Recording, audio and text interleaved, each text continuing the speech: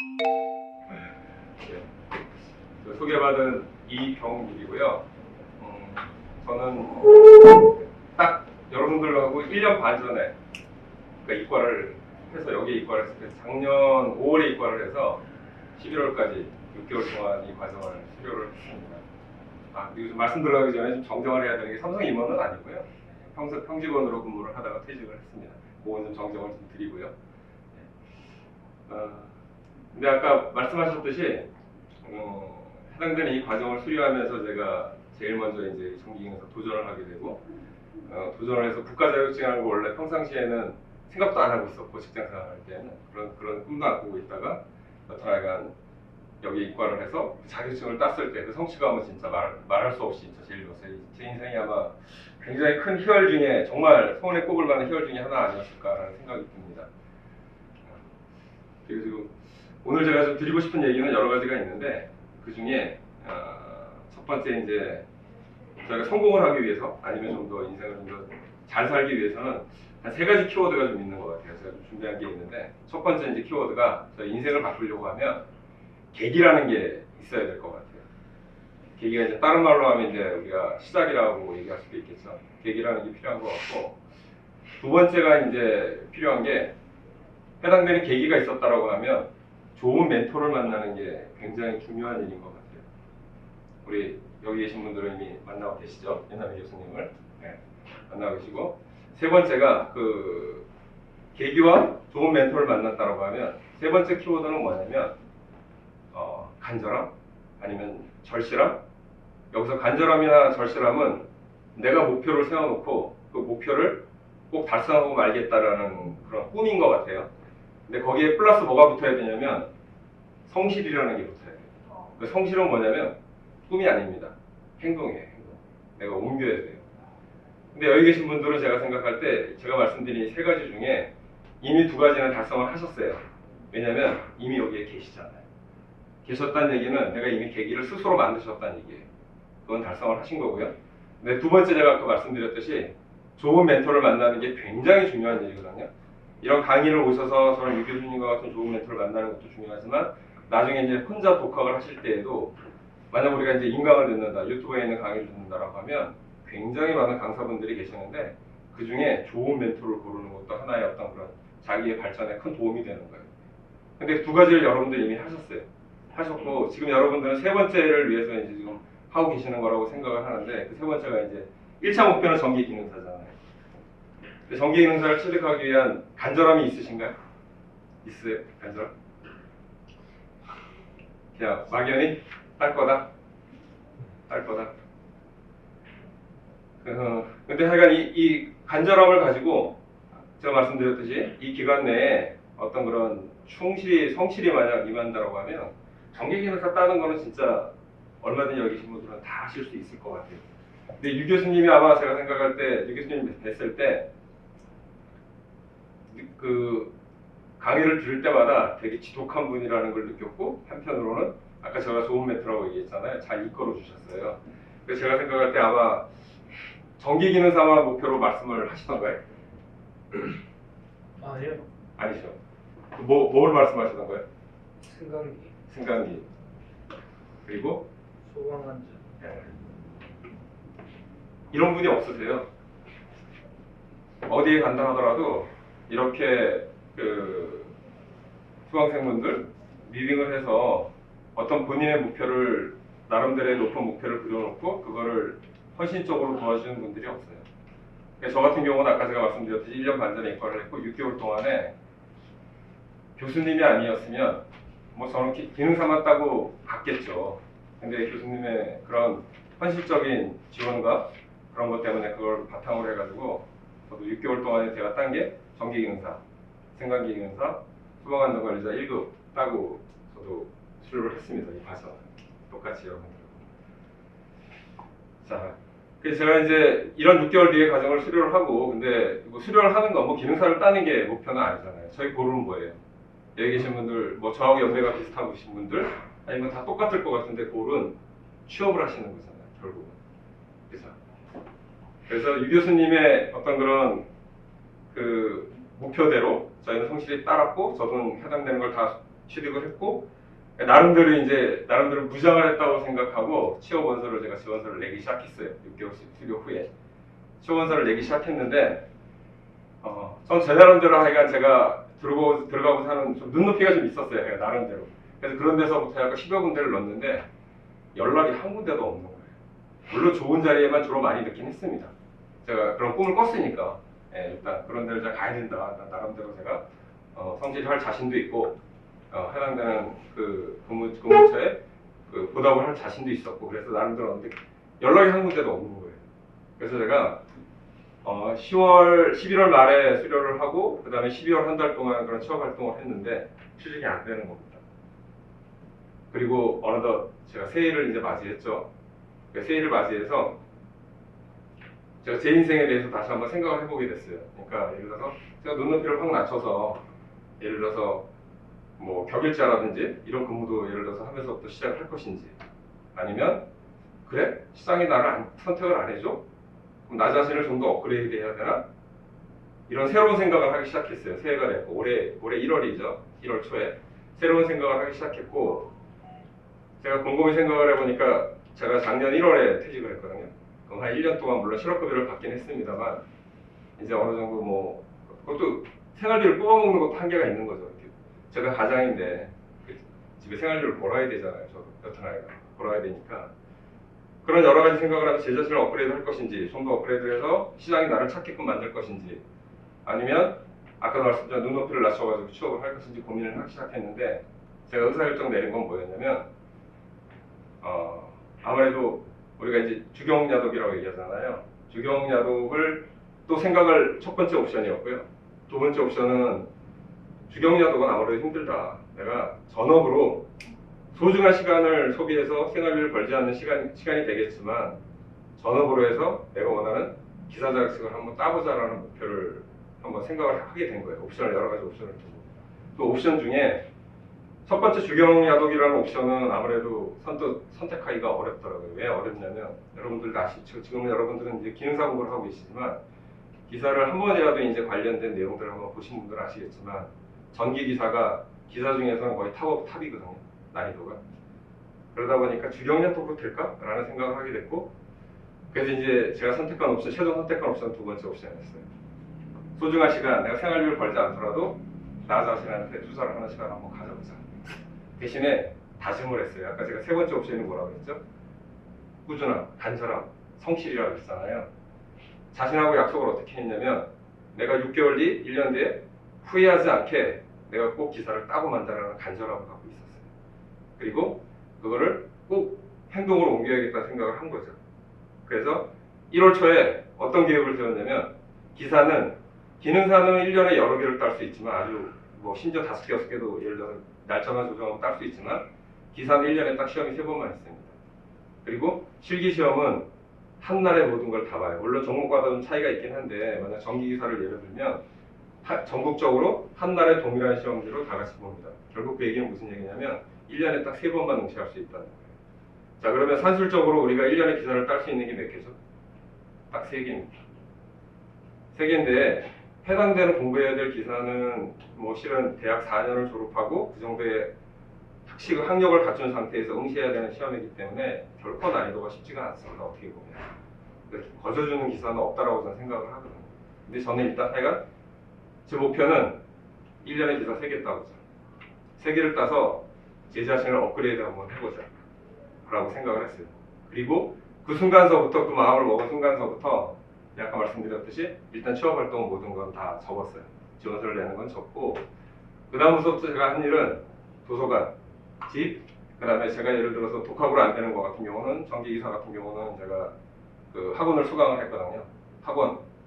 제가 1월서부터 7월달 2차 그 실기시험 공시할 때까지 정말로요.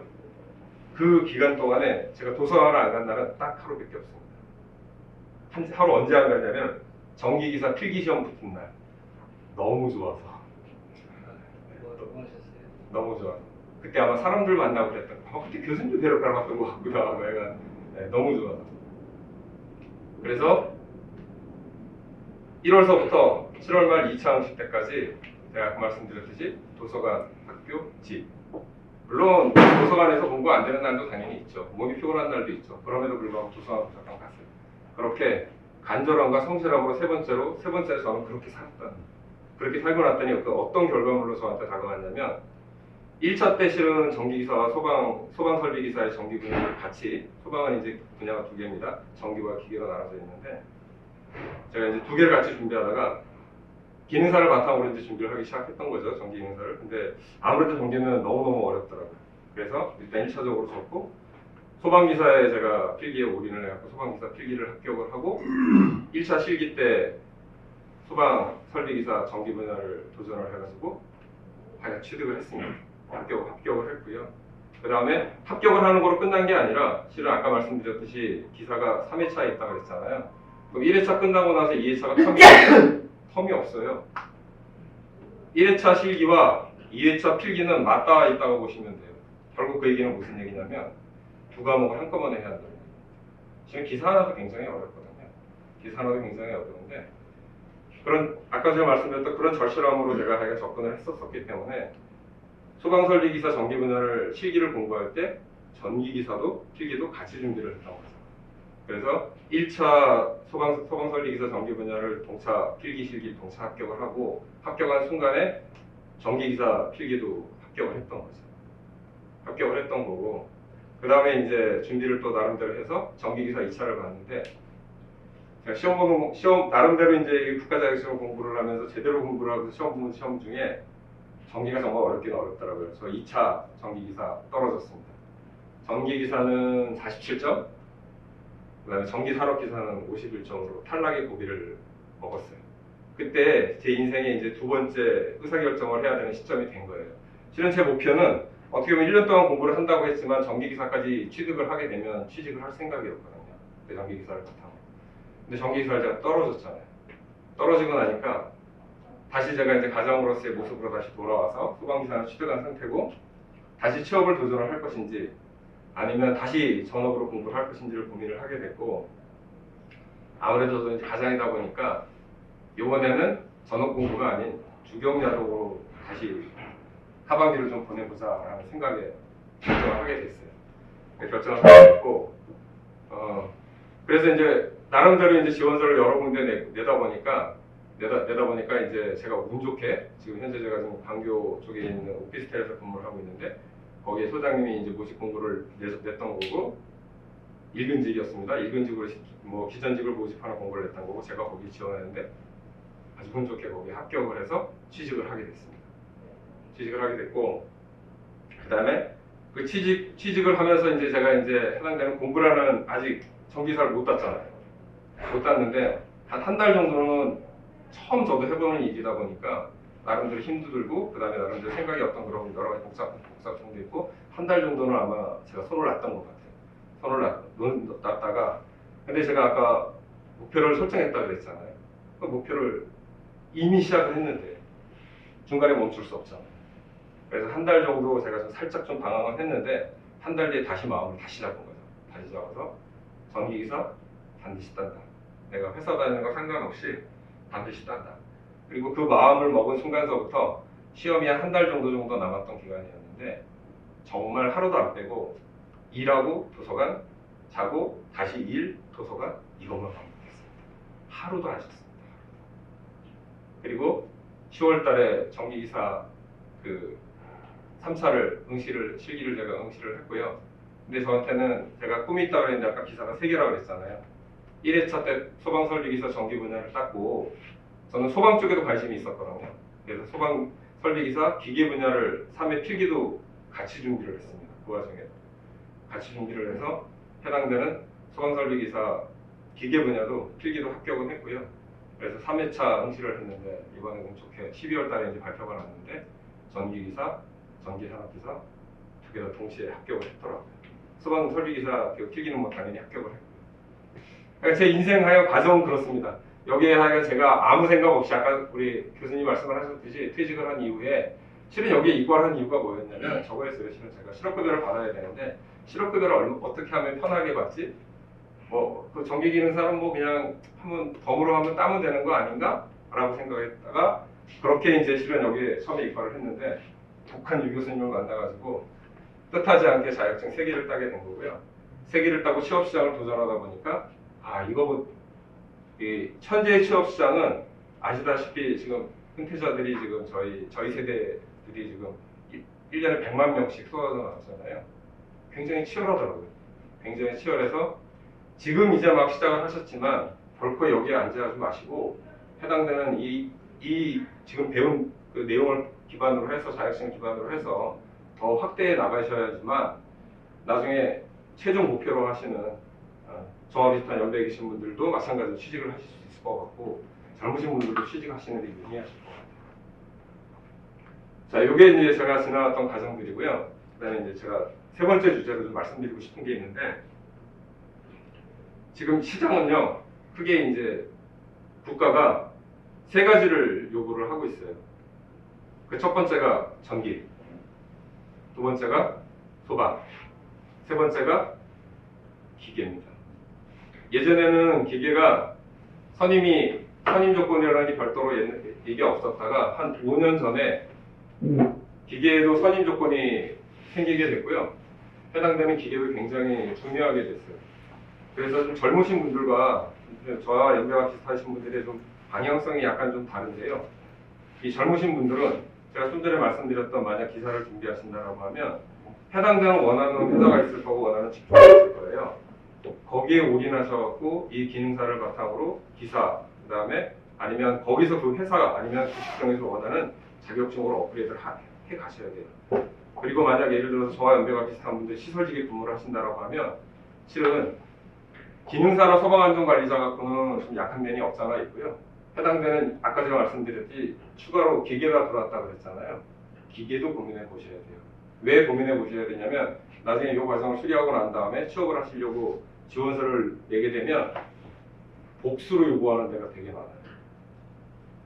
전기, 기계 같이 갖고 있는 사람 뽑습니다. 전기, 소방 같이 갖고 있는 사람 뽑습니다. 요즘은 인건비도 이 사람들도 줄여야 되다 보니까 단독으로 선임을 해야 되는 거는 그것만 선임을 할 수 있게 하지만 복수로 예를 들어서 전기와 기계는 같이 선임할 수 있거든요. 그러면 2사람 뽑을 거 2개 자격증 갖고 있는 사람 1사람만 뽑으면 되잖아요. 그래서 그렇게 준비를 하셔야 되고요. 그 다음에 이제 만약 이제 지금 얘기는 좀 이른감이 있지만 만약 전기기사, 소방기사, 그 다음에 기계 쪽 관련 기사를 그 공부를 하실 계획이라고 하면 시장에 정말 어마어마하게 많아요. 학원들, 그 다음에 강사분들 되게 많거든요. 많은데 목적을 가려서 하셔야 돼요. 여기에서 뭐 지금 그 얘기를 다 말씀드릴 수는 없는데 어떤 과정들이 있다. 근데 아까 제가 그 전기기사 필기할 때 저는 실은 이 학원에서 수강하지 않고 타 학원에서 수강을 했거든요. 근데 지금은 여기에 전기기사가 있죠, 교수님. 여기 아마 제가 여기 오시는 분 중에 윤종식 교수님이라고 아마 계신 거로 맞춰요, 교수님. 그 다음에 강일규 교수님, 강일 교수님도 계시죠. 이분들 정말 뛰어나신 분들이거든요. 그래서 젊으신 분들 특히 기능사 지금 어렵다라고 생각하시는지 모르겠는데 처음 오실 때 어땠어요? 다 외계어 아니었나요? 저는 외계어였거든요. 기능사도 처음에 딱 여기까지 교수님이 설명을 딱 해주시는데 30년 동안 공부를 안 하다가 이제 공식을 막 보기 시작하는데 다 외계어였거든요. 근데 지금 어떠세요? 문제 풀리잖아요. 아까 잠깐 얘기했잖아요. 60점 맞잖아요. 그죠? 다는 모르지만 이제는 어렵다라는 생각은 안 들죠. 하면 되겠다는 생각 안 드나요? 맞죠? 들죠? 똑같아요. 꿈을 꾸시라는 거예요. 꿈을. 이 기능사 과정으로 절대 만족하지 마시고 젊으신 분들은 반드시 예를 들어서 응시 자격이 된다라고 하면 그거 자기 자신에 대한 직무유기예요. 기능사에서 만족을 하는 건 응시 자격이 된다면. 혹 예를 들어서 응시 자격이 안 되시는 분들도 거기서 멈추는 것도 마찬가지로 직무유기예요. 제가 필기 과정을 들었을 때 어떤 사례가 있었냐면 저희 한 25명 정도 되는 수강생들이 있어요. 타학원에 수강생들이 있었는데 그 중에 젊으신 분이었어요. 젊으신 분이었는데 어떤 사연인지는 모르나 대학은 못 가셨어요. 대학은 못 가셨는데 기능사를 따서 취업을 하신 거죠. 회사에. 취업을 했는데 이분이 아마 굉장히 일을 잘 하셨던 모양이에요. 회사가요. 이분한테 기회를 줬어요. 기사 따갖고 와. 이렇게 기회를 줬더라고요. 젊으신 분인데 자기의 기능사로 경력을 채우면 1년만 지나면 산업기사 따실 수 있는 거 알죠? 혹시라도 응시 자격이 안 되시는 분들은. 이분은 그렇게 자기의 응시 자격을 만들어서 오신 분이었어요. 근데 더 대단한 건 뭐였냐면 그 25명이 해당되는 그 학원에서 모의고사를 봤거든요. 모의고사를 봤는데 더 놀라운 사실은 그분이 그 모의고사에서 1등했다는 사실이에요. 제가 생각할 때 그분은 자격증을 꼭 따야 되겠다는 아까 두 가지를 갖고 계신 것 같아요. 절실함과 성실. 그래서 지금은 기능사반은 제가 생각할 때 예를 들어서 집에서 돌아가셔서 아마 복습을 얼마만큼 하시는지 모르겠는데 얼마만큼 저 같은 경우는 그렇게 많이 공부를 안 했거든요. 실은 그래서 약간 그런 부분이 좀 있었는데 만약 기사를 공부를 시작 들어가시게 되면 실은 그럴 여유가 많이 없어져요. 하지만 중요한 건 사실은 이거예요. 기능사 처음에 이과했을 때 외교여갖고 이 정말 어렵다라고 느끼셨지만 한 달이 지났을 때 뭐 어려운 게 아니라 내가 하면 된다라는 생각을 가졌던 것처럼 기사도 똑같다. 절대 어려워하지 마시고 도전해 보시라고. 그리고 젊은 분들은 꼭 도전하셔야 된다. 만약 이 직종으로 계속 가시려고 하면 전기기사, 전기산업기사, 전기기사, 전기공사기사, 그 다음에 플러스 아까 제가 플러스 옵션을 한다고 했죠. 만약 예를 들어 전기기사를 취득하시는 분은 소방 설비기사 전기 분야는 반은 먹고 들어가는 거예요. 반은. 그냥 거저 먹고 들어가는 거니까 그렇게 당연히 도전을 하시라는 말씀을 좀 드리고 싶고요. 그 다음에 해당되는 우리가 목표에 접근하는 길이 여러 가지 갈래의 길이 있어요. 예를 들면 지금 소방안전관리자 1급을 교수님이 독려를 하신다고 하셨는데 예를 들어서 이렇게 생각해 볼 수 있는 거예요. 우리가 소방설비기사 또는 소방설비 산업기사를 따게 되면 소방안전관리자 1급은 그냥 줍니다. 그냥 줍니다. 국가가. 그래서 자기가 해당되는 길은 정답은 없습니다. 길은 여러 가지가 있으니까 내가 전기기사를 도전한 다음에 해당되는 소방설비 전기기사까지 따게 되면 소방안전관리자 1급을 그냥 받을 수 있다. 근데 하지만 내가 소방안전관리자 1급이 지금 예를 들어 취업을 하는데 지금 무엇보다 필요해 라고 하면 응시하시는 거를 당연히 권장을 하고요. 그 다음에 소방안전관리사 1급을 취득을 하시게 되면 가서 교육을 받게 되시면 아직 안 받아보셨잖아요. 전 받아봤거든요. 교육을 받게 되면 2권의 책을 공부하게 되면요. 결코 작은 분량이 아니에요. 그리고 해당되는 2권을 공부하고 나면 예를 들어서 아까 말씀드렸듯이 결코 거기에 만족하지 마시라는 거예요. 2권 이미 공부하셨잖아요. 아깝잖아. 이게. 그래서 해당되는 소방 설비기사 전기 분야, 기계 분야, 이런 분야로 기사 분야로 확대해서 자신을 업그레이드 하시라는 거예요. 뭐 업그레이드하면 너무 뭐가 좋은데? 라고 하면요. 제가 지금 소방안전관리자 1급을 선임을 걸고 지금 시설에서 근무를 하고 있습니다. 시설에서 근무를 하고 있는데 제가 생각할 때 대다수의 많은 소방안전관리자 1급은 해당되는 시설물에 대한 정확한 내용을 모르셔요. 근데요, 거주하시는 지역에 그런 일이 종종 발생을 할 텐데 경보기 울립니다. 그죠? 우왕좌왕이에요. 해당되는 디테일한 내용을 모르시거든요. 설비에 대한 내용을 모르시거든요. 자, 근데 난 소방안전관리자 1급인데 소방기사도 갖고 있어. 그러면 제가 생각할 땐 최소한 소방안전관리자 1급만 갖고 계신 분보다는 훨씬 더 지식이 많으세요. 이론적인 지식이 많기 때문에 근무하는 데에도 훨씬 도움이 되고요. 심지어 소방안전관리자 1급만으로 5년을 만약에 선임을 걸고 근무를 한다 하더라도 달라지는 게 없어요. 하나 자격이 주어지긴 하죠. 특급 응시, 소방안전관리자 특급 응시할 수 있는 자격을 주어지긴 합니다. 하지만 시험을 봐야 되잖아요. 근데 내가 기사를 가지고서 소방안전관리자 1급 선임을 만약 5년 동안 하게 되면 특급 국가가 그냥 줍니다. 그냥 내 자신을 업그레이드 할 수 있다는 거예요. 제가 하여간 이 말씀을 쭉 드리는 이유는 하여간 우리 교수님의 지도하에 전기기능사 아니면 하여간 목표하시는 바를 다 이루시긴 하겠지만 해당되는 그거에 안주하지 마시고 젊으신 분들 꼭 해당되는 그 위에 상위 자격증으로 계속 도전을 해서 나가셨으면 하는 바람이 있어서 제가 말씀을 드렸습니다. 그러니까 교수님 전화 드렸고 그냥 뵈려고 했는데 아이가 교수님이 이거 간단히 얘기를 해줬으면 말씀을 하셔서 어줍잖은 제가 겪었던 거 일단 말씀을 좀 드렸고요. 그게 얼마나 공감이 되셨고 좋은 말씀이었는지 약간 그런 부분이 좀 있습니다. 그리고 혹시나 이제 제 얘기 드릴 말씀 다 드린 것 같고요. 혹시나 그 자격이나 이런 거에 대해서 궁금한 거 아니면 취업이나 이런 거에 궁금한 거 있으면 제가 잠깐 질문을 받고요. 기계 어떤 분야 자격증을 전기랑 같이 하는 게 좋아요. 그러니까 기계 설비 유지 관리자는요. 그러니까 우리가 전기 안전 관리자, 소방 안전 관리자라고 얘기하잖아요. 안전이잖아요. 안전 분야잖아요. 기계는 아까 제가 겸임이 가능하다가 있죠. 안전 분야가 아닙니다.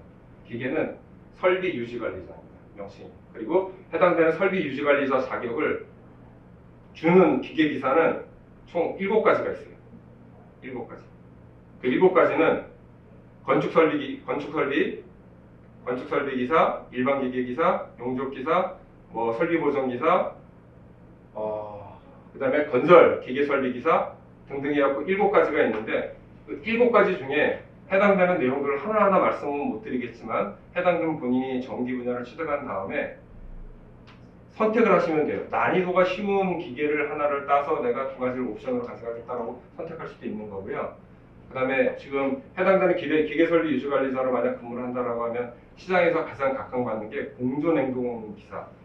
우리 시설에 에어컨 없는 데 없잖아요.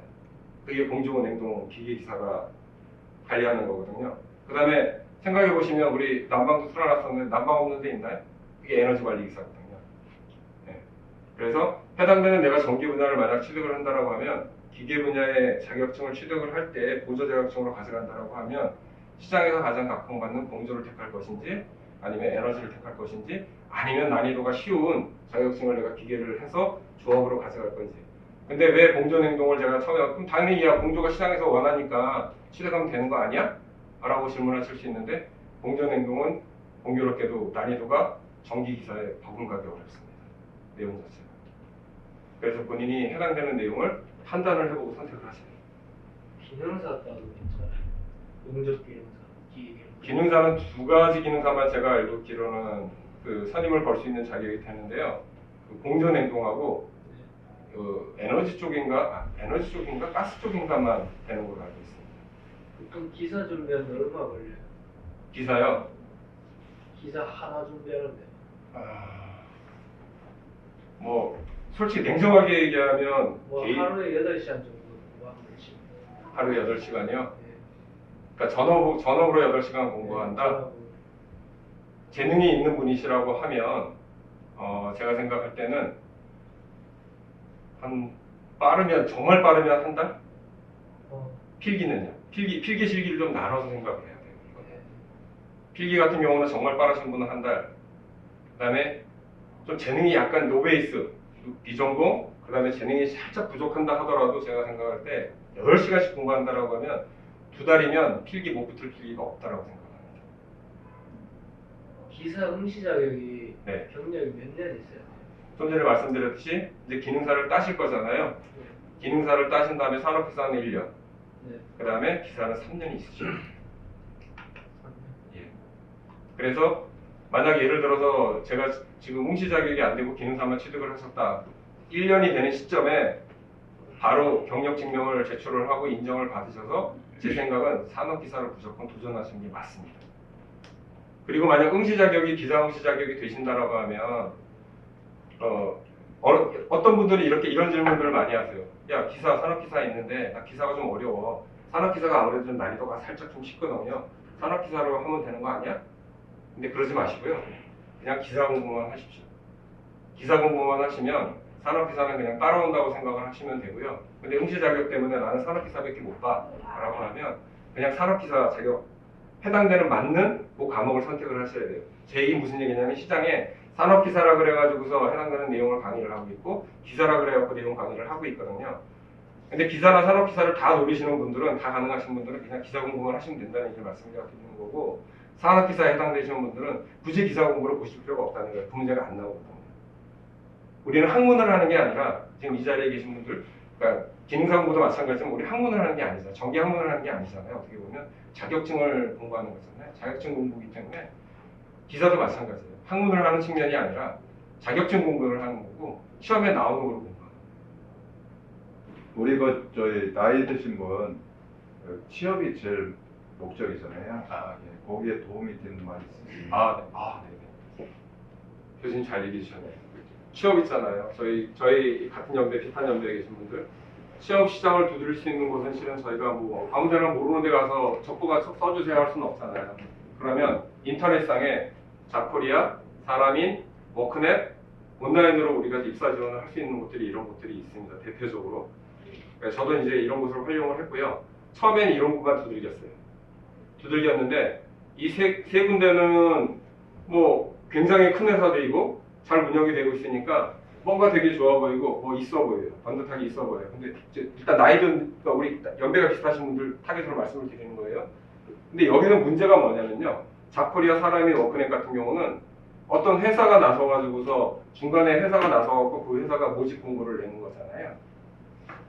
급여 그러다 보니까 이 사람들은 커미션을 받아야 되잖아요. 어떻게 보면 그러다 보니까 급여가 되게 낮게 제시가 돼서 공고가 돼요.